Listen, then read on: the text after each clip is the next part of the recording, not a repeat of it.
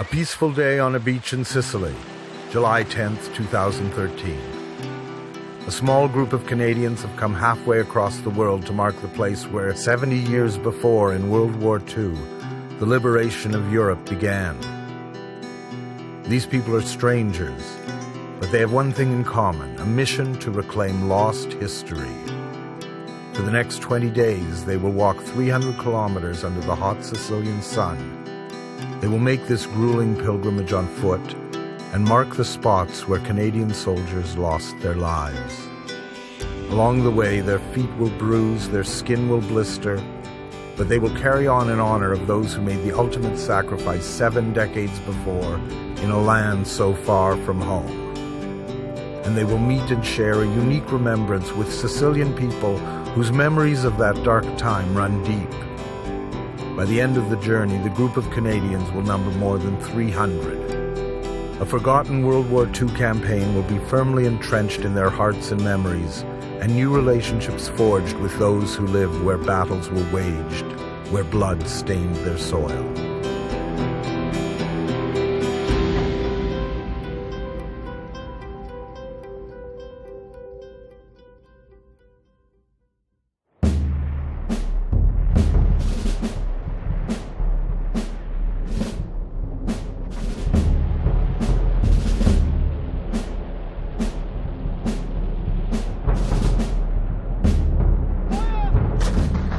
This ambitious project came about because of the determination of one citizen.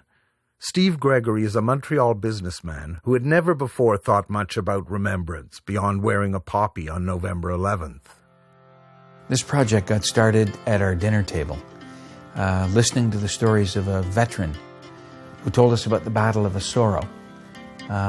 My son came home after that dinner a few weeks later and decided that he was going to do his grade 6 history project on the Battle of Osoro. When we went looking for information, we couldn't find any sources about the campaign in Sicily. It just spiraled into this massive project, with my dad being captivated by the story. And that little history project turned into this mammoth undertaking. Soon after Eric's school project, the Gregory family traveled to Sicily. Steve went to the Canadian War Cemetery at Agira and found it was rarely visited. It was as if those young men who had sacrificed their lives had been forgotten. And in Sicily itself, there was little evidence the Canadians had ever been there, let alone shed so much blood. So I went to the nearest headstone, I put my hand on it, and I read his name and the inscription below. And I said, "Thank you for your sacrifice." I left 3 hours later.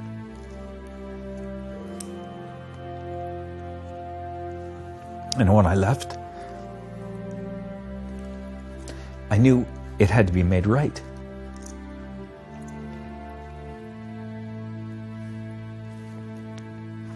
So I said I'd come back.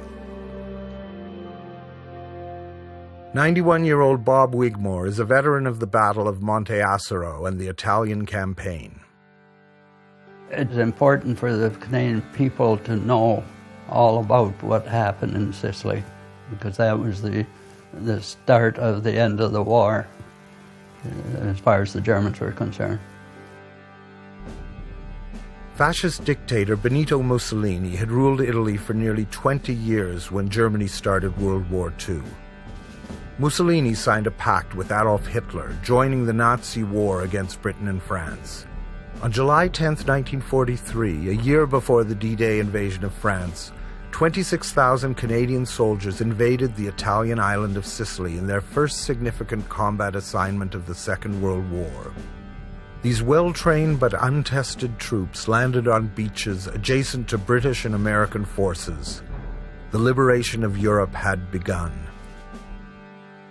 The Italian campaign has been sort of in the shadows because the Second Front was the big thing, and they got all the publicity. The Italian was the forgotten war, even though we had over 96,000 people served in Sicily and Italy. Over 6,000 killed. Steve's vow set him on course to achieve an unparalleled mission of remembrance. He looked for allies and found one in author Mark Zulke. Zulke's book series on Canadian World War II battles has won him several awards. His book on Operation Husky was published about the time Steve was starting his project. Steve quickly found Mark and signed him up as the trip historian. It seemed like a pipe dream. How would you actually get this together? And, would it be more than, Steve and I walking across the countryside, In 2010, Steve met Dave McLeod at a charity fundraiser for Afghanistan war veterans. He hired Dave to help organize Operation Husky 2013. And it was, I guess, my first day working with Steve in the office that he sat me down and showed me his plans for Operation Husky. That was the moment I realized that Steve is actually insane. And this was, I didn't understand how he was going to pull this off. Operation Husky 2013 set 3 ambitious goals. First, to walk in remembrance along the same route as the Canadian Army in 1943, covering 300 kilometers in 20 days.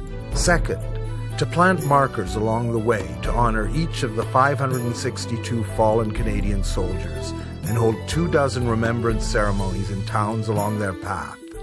Third, to hold a roll call at the Canadian War Cemetery at Agira with a person at every headstone to answer on behalf of the one who lies buried before them. At first, it sort of just sounds fantastic, like, you got to be kidding. and then you start thinking about it, and you start thinking, well, this is actually really interesting, because most of remembrance is conducted in a passive way. You go to a cenotaph and you stand there and you listen to a ceremony. Most battlefield tours, you're in buses, you arrive at a beach, Juno Beach, you get out, stand at the beach, you're emotionally affected by it, you get back in the bus, and away you go to the next stop. Here, there is no real next stop because it's all a progression. We're actually retracing the entire route, and that is utterly unique. Back in 2007, I produced, at that time, the first sort of project description, the statement of, this is what we're going to do. Everybody knew I was well-meaning, but nobody took me seriously. I could see it in their eyes. There was a certain amount of disbelief. One person who took Steve and his project seriously is retired Canadian Senator Condinino of Toronto. Born in Italy before World War II, he speaks from personal experience about the extent of Canadian sacrifices in the Italian campaign. His organization, Peace Through Valor, promotes remembrance of Canadian sacrifice in Italy in World War II. But very few people in Italy even know that Canadians participated in the war, and that's why Operation Husky and the Peace Through Valor and hopefully other initiatives will remind Italians of the special relationship that we have with Canada, starting with the Second World War. There are 6,000 Canadian soldiers buried in Italy.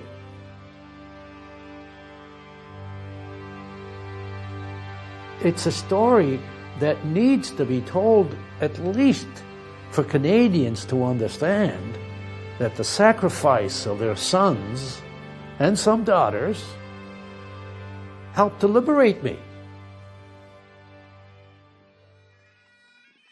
It's taken Steve 6 years of fundraising, recruiting, persuading, and building connections in Sicily to get his project off the ground. He raises a lot of money and generates a lot of interest, but few sign up for the 20-day trek under the scorching Sicilian sun. In the end, from across the country, 9 brave souls step forward to make the journey. 4 are sons of veterans of the original Operation Husky.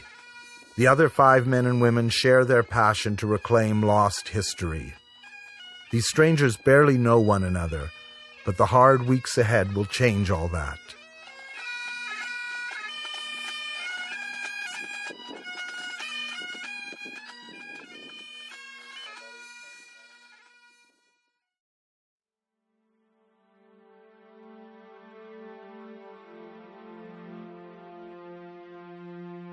I wanted to actually march and walk at the same places my father had been.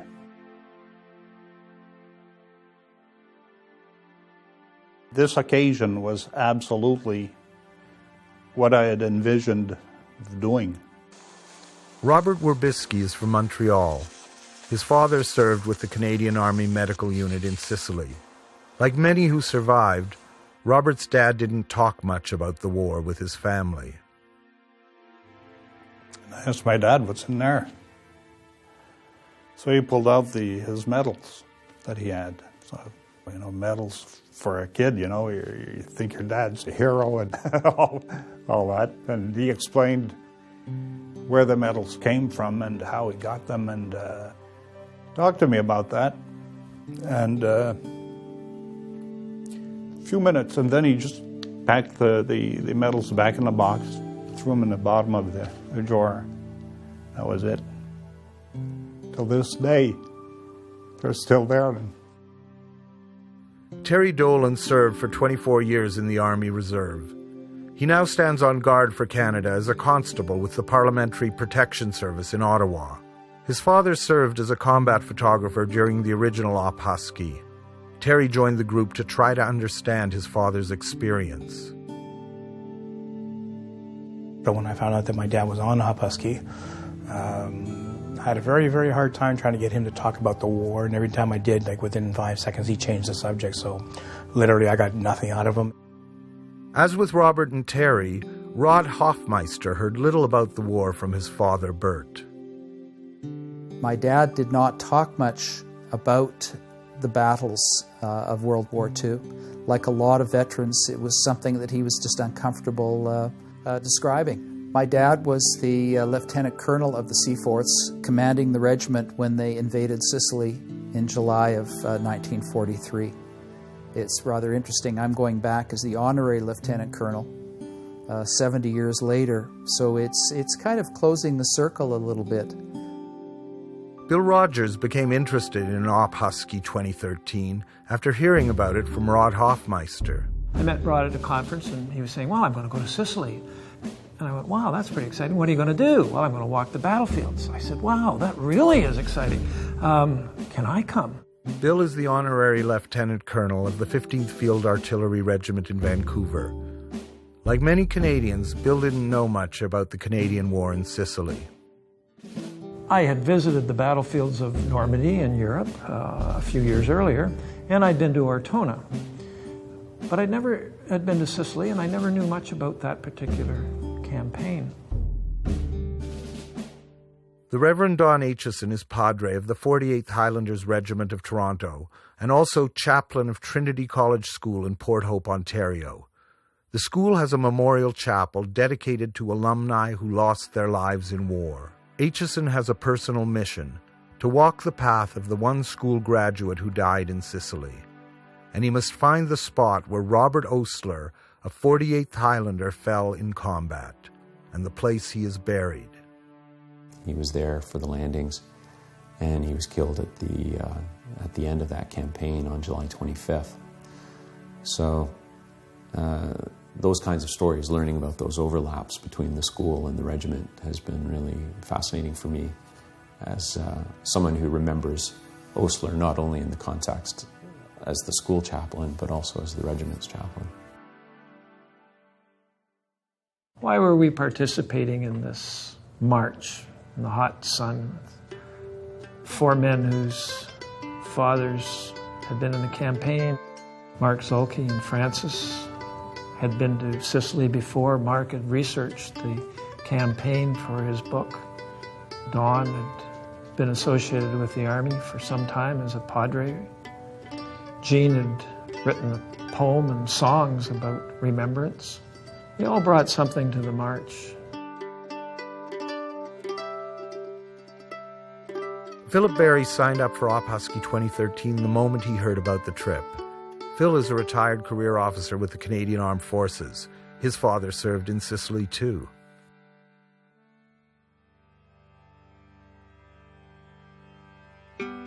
This was where the invasion began. It was well set up. The organization was well done, and that was really the kickoff, just as it was 70 years previously. This was the kickoff. It was moving, and then we started marching.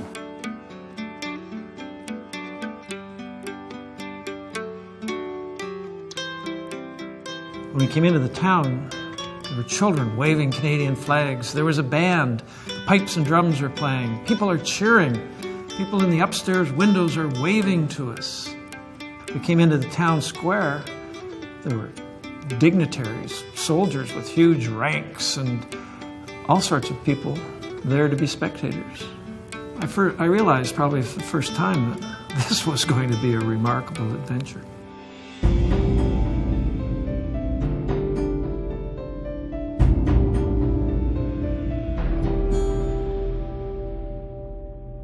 Steve gives his son Eric a big assignment: deliver one of the 3 prime goals of Op Husky 2013. My job in Operation Husky 2013 was to plant white markers for each Canadian soldier that passed, and also for Italian civilians, and also we had markers for just Italy. Eric, his friend Chris Matt, and Dave McLeod form an effective team that plant more than 600 markers in Sicily. Some markers have personal messages from themselves, and some are written by others. Italian school children writing on the markers messages like, you know, your sacrifice will always be remembered. And that was quite touching for me to see the civilian presence on our markers as well, saying, I won't forget you, thank you for what you did.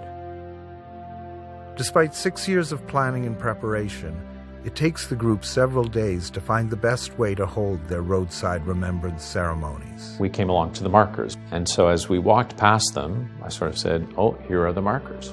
And I sort of nodded respect as I walked past, and that was that. A little bit later that morning, Bill Rogers sort of came up behind me and said, you know, ever since we passed those markers, I've not been feeling good about how we did that. I don't think that was the right way to deal with them. I think we should stop tomorrow. And I said, you know what, I think you're right. It deserves more of our time. We can afford to stop. So the next day, when we got to the markers, we stopped and just had a moment of silence. And then the third day, somebody said, you should say something. Almighty God, we ask you to bless these memorials.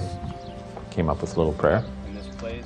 And then maybe on the 4th day, I thought, we should have the names read out as we go. And so I asked people to adopt a marker and said, I'll pause in the middle of the prayer. You can read out the name and the regiment of the person. Bruce Albert Sutcliffe of the Hastings and Prince Edward. And I'll conclude, and then the next day, so we should get the piper in there and have the lament. So each day is sort of something got added until it sort of coalesced into its final form. Each pilgrim on this long journey has stories of remembrance to tell. Along their path, they take turns talking about it. Rod Hoffmeister carries a deep knowledge of the Seaforth Highlanders' experience in Sicily, including their darkest day at Leonforte. And the day had got off to a bad start, actually, the previous day, when friendly fire had killed 2 of the officers and really incapacitated the officer team of the regiment. And a day later, they're back engaged in battle.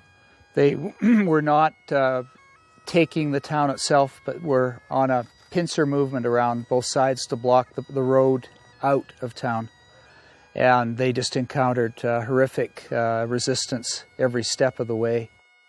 We have, I think it was 26 deaths on this day, and a couple the following day that I would imagine are the result of wounds incurred on this day. It was the bloodiest day of the Seaforth's Sicily campaign by far.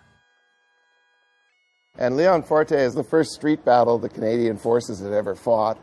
in World War II, and so it was totally new ground for them. It wasn't new ground for the Germans because they had done this kind of fighting in Russia and they had done this kind of fighting in France when they came in 1940. You know, I didn't expect to cry as much as I went through the march. I found that I was tearing up, not every day, but almost every day.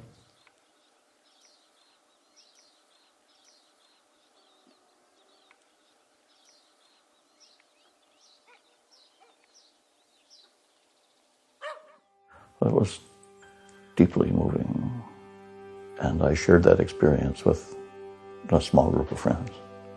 These were people who I got to know pretty well, who in one way or another shared the same motivation, the same spirit, and we did it together. It was a pilgrimage. Not every Canadian can do that. With the first few days near the coast behind them, the marchers now head inland to more rugged terrain. The pilgrims sleep in the rough, mimicking conditions faced by soldiers during World War II. But it's not easy to sleep in a school gym or fire hall after a hard day's march. You know everyone's had a hard day, you know everyone's tired, you know everyone's hungry, because you are too. We were sleeping on cots in the fire hall, and once you strip away some of the veneer of civilization, you really do get to know people. As awful as it was some days, I think it was really, for me, it was definitely a key part of the experience. Every day the marchers rise long before sunrise. It's the best way to deal with their most relentless challenge. The first 2-3 days were quite something, trying to set a pace, and I was at the tail end the vast majority of the time. The first week we were getting up probably around 5:30 to try to beat the heat. By 8 o'clock in the morning it was 35, 40 degrees. It was hotter than the hinges of hell. It was 43 or more, and of course we were in the interior of the island and in a valley and on a blacktop Tarmacadam road. Not what you call ideal. Both us and the Canadian soldiers in 1943 were really struggling with the heat and the rugged terrain. You know, there was many days when we only had maybe 3.5 hours sleep.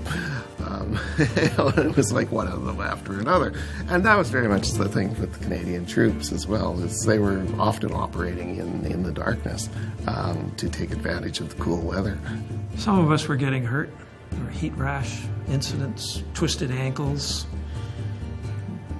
We recognized that every one of us was going to have a bad day. And when that person's bad day came, we comforted them. We began to watch for signs of fatigue, heat stroke. We looked for limps. We looked for a different pace or a different gait. I think we were well prepared for the part of the endurance that we needed, but where we couldn't train was for the heat. I was feeling the heat, but I forged on. Bob Werbisky, bless him, stayed beside me and kept forcing water on me. By the time we were done with lunch, I was a mess. I was sick, bad enough that when we got back to the billet, I was ill. They took me away to a hospital. I spent the night there. We were very lucky because if one person had a real problem, you know, everyone would have felt bad about that. In 1943, Italy was the enemy, and the 26,000 Canadian soldiers were an invading force. 70 years later, these Canadians are uncertain how the Italians of 2013 will receive them. I didn't really think that the Sicilians were going to be that incredibly engaged in the experience. Because, you know, in a way, the Canadians were conquering them as opposed to liberating them. I thought it would be that they wouldn't be as engaged. I didn't expect the large crowds at the ceremonies in each town. I didn't expect as many people to just stop us as we were walking and talk and show their appreciation for, you know, they really did see the Canadians as liberators, and they were very impressed to have this group of Canadians coming back in 70 years later and commemorating that, and they were very much involved in the process. The anticipation and anxiety went both ways. Italian veterans of World War II are also unsure about how they'll be received. The people were telling us that, you know, the vets weren't sure whether we'd welcome them or not, and we asked why. He says, well, they were the enemy. Yes, but then they became allies very quickly because they wanted the Germans out of Italy just as bad as we did. And it showed them that the friendship has lasted 70-some years and will continue. 92-year-old Sheridan Atkinson is returning to the land he fought his way across 70 years before. Sherry takes a car to rendezvous with the marchers for each day's formal ceremony. Proud of the role the Canadians played, Sherry speaks at each Sicilian town, engaging the crowds with stories. We assisted these soldiers in laying down their weapons, at which point in time they became free of Nazism, fascism. They were free once again. He was the rock star in each community, with the Sicilians wanting to come up and talk to him and have him sign things, and it was great. It was just amazing that way. And you know, I always remember he said that it wasn't about him; that he was just a symbol. And I thought that was a very touching thing to say, and a very perceptive thing to say as well. An elderly woman had stopped us, and she had seen our shirts and our Op Husky hats, and mentioned to us that her and her now husband, they were dating at the time in 43, had helped take care of a lot of wounded soldiers and got them to aid stations, as well as buried a lot of Canadian soldiers. And they were like 14, 15 at the time, and she must have been in her probably mid to late 80s there. It's like she was just there. It was like it was just yesterday. So, you know, stories like that really hit home. For Robert Werbisky, visiting Sicily triggered memories of stories from his dad about his time there during the war. You know, when you're in the towns and you see the buildings that would have been shelled and the damage to the buildings, then you realize that the people that were there, they were in a world of hurt because they had no medical attention that could be given to them. They were starving. And there was no hope for them in a certain way. They were sort of caught. There was nowhere to go. And that was some of the conversations that came to me while I was there. And I noticed, you know, and I said, wow, this is really something for me to see and understand what he went through. These men and women who were strangers 2 weeks before have grown close on their journey together. They soldier on through challenging conditions, but some days only a few can make it. Injuries and the heat are taking their toll. Most of them don't have the youthful stamina or conditioning of soldiers. The final week. The pilgrims are invigorated by a surge of relief from Canada. Hundreds of fresh civilians join the tour. Op Husky veteran Bob Wigmore arrives with 31 other Hasty Peas who have come en masse to honor their fallen. And a contingent of Canadian forces, one representing each of the 60 units that served in 1943, quickly make their presence known. For most of the young men and women in uniform, it is their first trip to the battlefields of Sicily, their first chance to put their boots on the ground where their predecessors fought so valiantly. This generation of soldiers, including veterans of the war in Afghanistan, quickly gain an appreciation of the terrain, tactics, and difficulties faced by their units in Sicily. You know, but when you look at this and you have troops on the advance, unfortunately going from the low ground to the high ground, and all of this oscillating fire, all of this dominating ground, you can see the trouble they would have had. Oh, yeah. And why the casualties that you said, the number of casualties that they were taking. In the second week of the 1943 campaign, the Axis army is retreating. They fall back and take a stand at new, stronger defenses in the numerous hilltop towns of the island's interior. High atop Monte Acero stand the remains of a Norman castle built in the 12th century. With the advantage of high ground, the Germans are determined to hold it. For more than 900 years, this castle has resisted every attacking force, until Bob Wigmore and the Hastings and Prince Edward Regiment come calling. We knew from aerial photographs that the Germans were heavily defending the west side and the northwest side. The east side, rather the south side and east side, they hadn't bothered with because it was such rough country. They said nobody would ever try to come around that way. Of course, they didn't know Canadians. We went around that way. We had over 500 men up there. We positioned all the way around the perimeter of it. We didn't stay on top because we knew that the Germans would shell that pretty heavily. So we stayed just over the edge of it, dug our trenches in as deep as we could so we'd stay below ground. And for 2 days they counterattacked 11 times and we managed to beat them off. It was so special to have Bob Wigmore, who climbed this mountain 70 years earlier, to tell us about his climb, and here we are about to reenact that climb. Hasty Peas were the only regiment that fought up on that hill. We took 2 days to capture it. In the meantime, the 2nd Brigade were fighting in Leon Fort, and once Sorrow fell, Leon Fort fell very shortly after. We climbed the mountain at night, and we were up there on the top by 4:30 in the morning, so it was not too bad. It was a fairly moonlight night. We could see what we were doing. Today, you're climbing up there, it's going to be very hot, so take your time. Don't try to rush it. Enjoy it, because it's part of history. For Eric Gregory, this day belongs to him. He gets to experience an achievement by Canadian forces that first captured his imagination when he was in grade 6. Climbing the Sorrow wasn't in the game plan, and we felt that it needed to be in the game plan, so we took it on ourselves to do this. I didn't want to walk into a Sorrow. I wanted to do the same thing that I read about when I was a kid. So that was necessary for me. I had to climb a Sorrow. The Hasty Peas had to climb Acero in absolute silence, and amazingly, they did just that. Farley Mowat, who made the climb, said each soldier performed their own private miracle.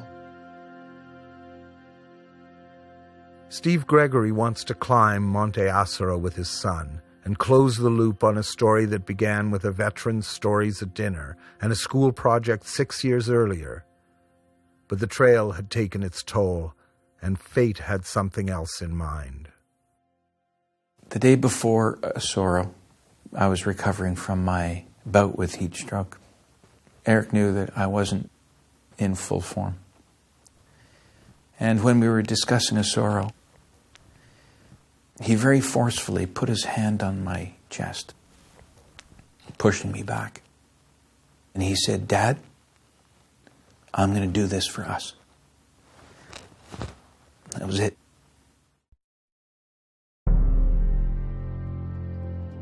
In the severe heat of the Sicilian summer, Eric leads the climbers, 3 Op Husky 2013 marchers and 6 others caught up by the history. The larger group has driven to the top of the mountain for ceremonies and to await the arrival of the climbers.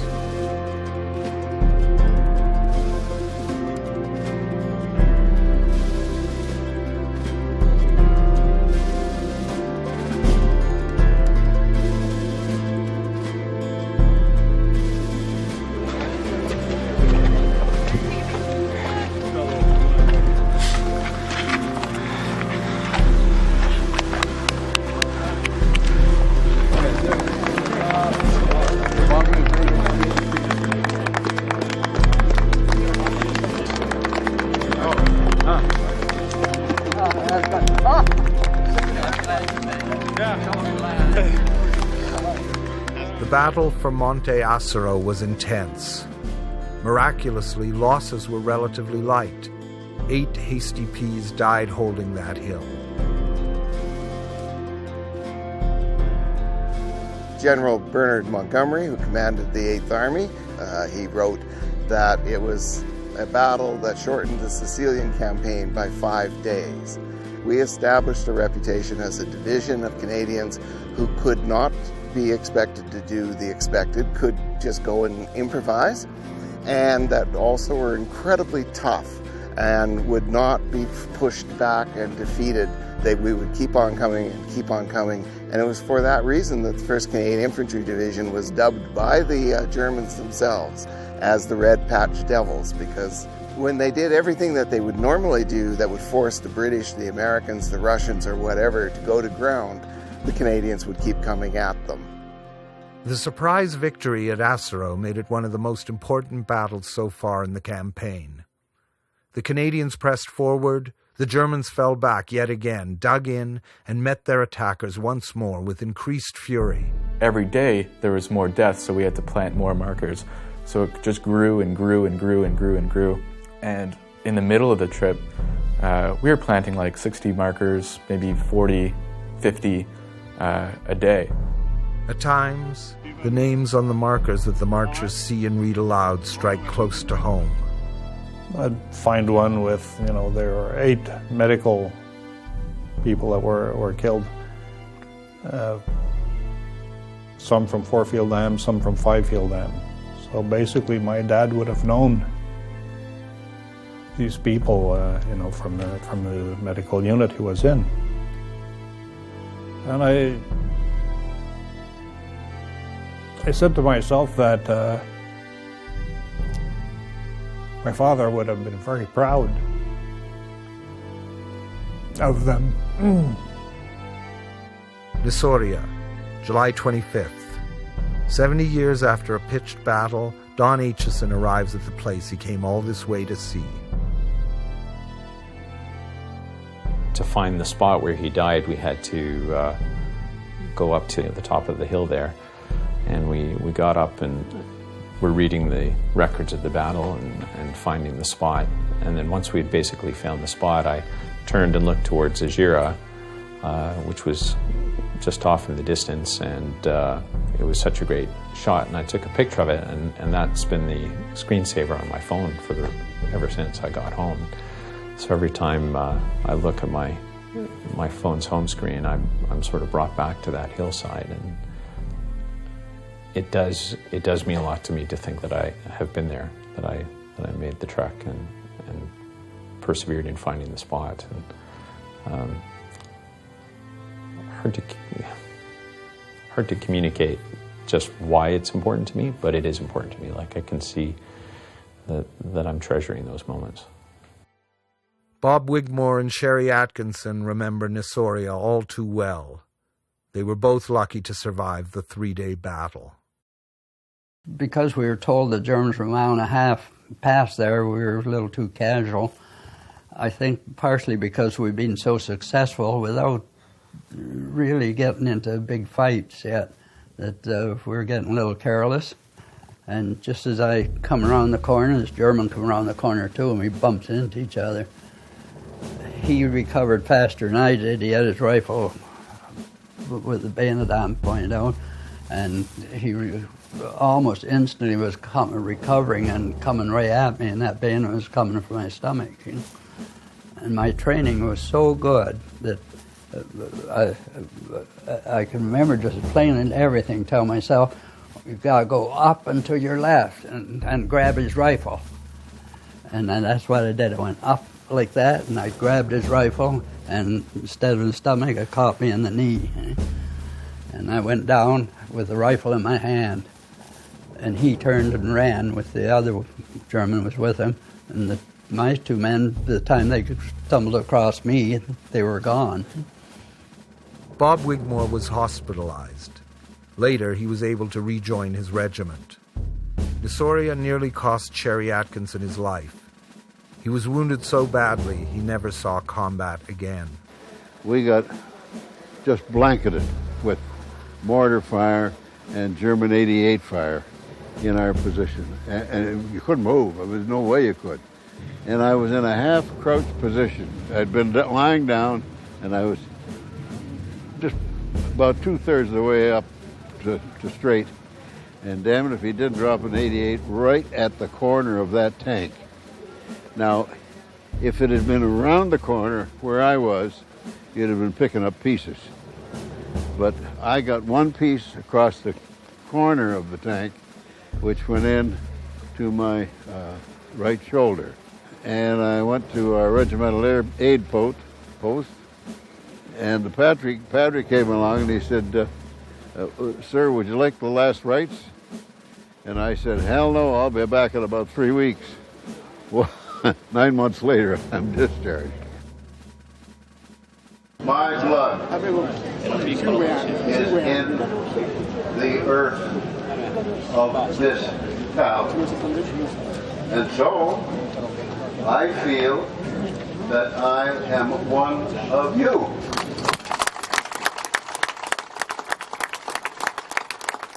The successful Allied invasion of Sicily triggered the overthrow of Mussolini. He was ousted July 25, 1943. 5 weeks later, Italy signed an armistice. It was now an ally to be liberated from occupying German forces. After Asaro, Leonforte, and Nisoria, Allied troops push on to Agira and into more fierce and costly fighting. The body count steadily increases for both sides. Agira falls early in the morning of July 28th. The Canadians push on, driving a retreating enemy to the hills near Mount Etna. A further 9 days of heavy combat and losses end at the town of Adrano. On August 7th, the Canadians' war in Sicily is over. They're taken off the line to rest, recover, and bury their dead. By August 17th, all guns in Sicily fall silent in victory. With the invasion of Sicily won, the Allies had achieved their strategic aims. They effectively took Italy out of the war, and once Italy surrendered, the Allies gained complete control of the Mediterranean. More importantly, though, Hitler was forced to divert significant forces to Italy to meet this new and potent threat. Though it would take the Allies almost 2 more years of fighting to achieve complete victory, that first step to liberate Europe had been decisively taken.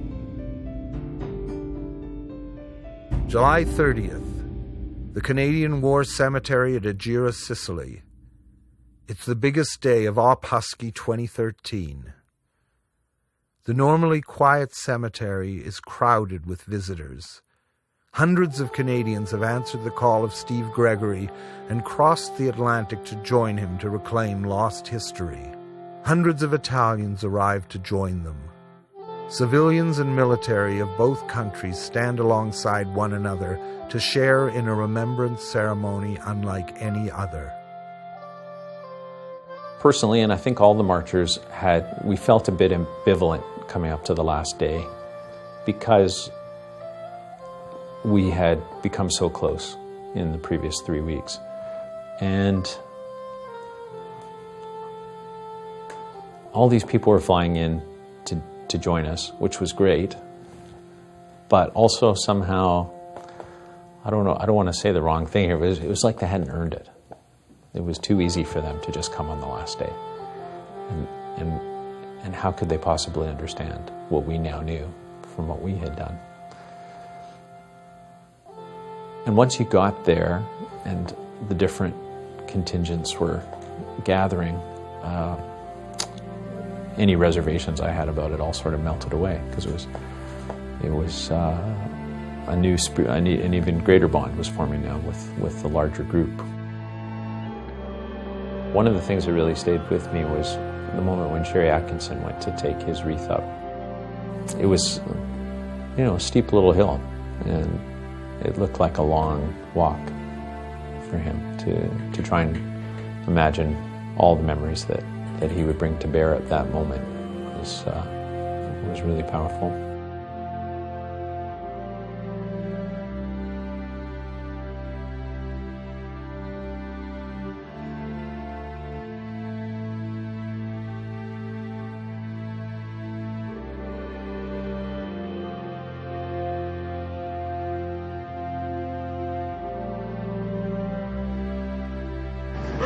Presente! Hartwell. Sir! An unknown soldier. Present!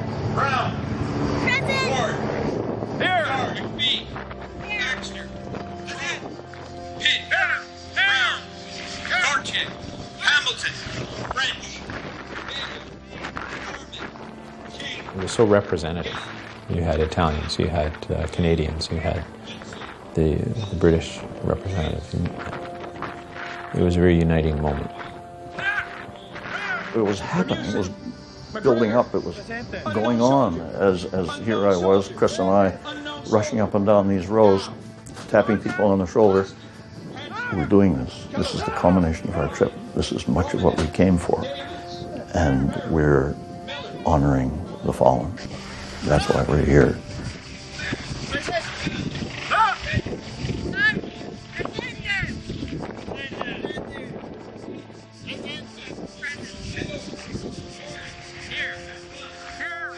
I started to read the last line, and I got to about the fifth or sixth name before there were no names, and I realized the job was done.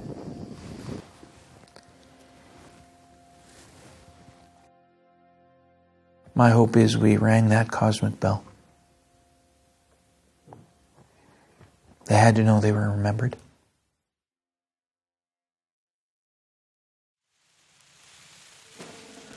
On July 30th, 1943, in Agira's Garibaldi Square, the Seaforth Highlanders' pipes and drums performed the first musical concert by Allied forces in the newly liberated part of Europe. They play for Canadian soldiers and Italian civilians in defiance of a tough enemy they are steadily defeating. In the distance, sounds of battle can still be heard. The broadcast is sent around the world, scoring a huge propaganda victory for the Allies. 70 years later, on the same day, in the same town, in the same square, the same band plays the same song of victory, Caberfait. That night, the town square fills to overflowing. It's a huge celebration of Op Husky 2013, and a new way for Italians and Canadians to remember a shared history.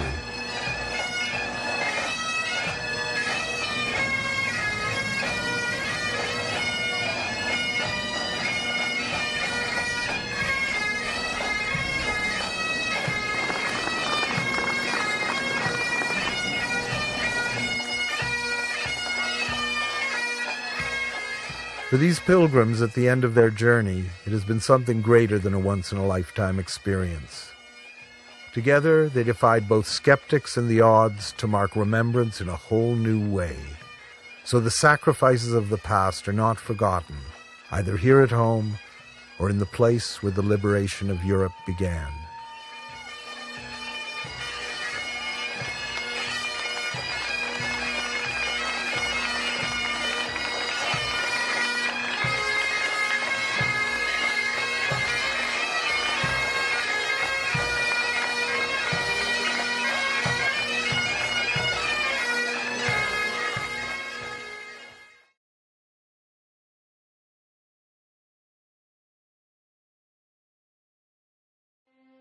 This day is called the Feast of Crispian.